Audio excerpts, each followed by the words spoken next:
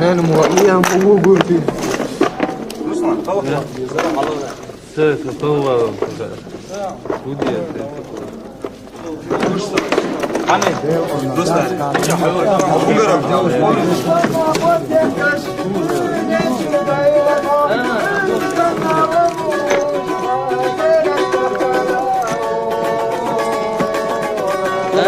حكي أشرح لاقي البقى عشان مكتوب حتى وأنا نسمع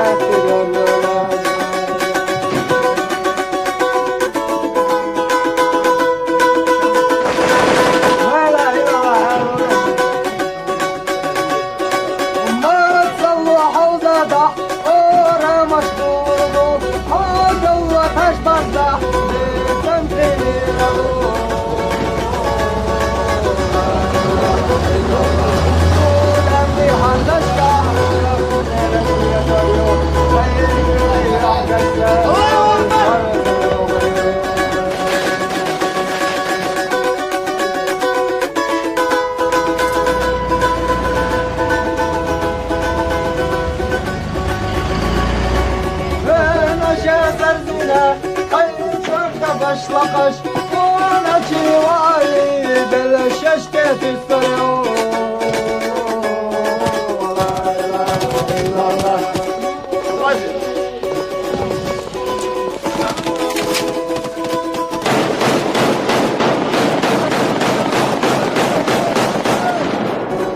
Mehterce kaçaymış, eşeşse yerde yaz.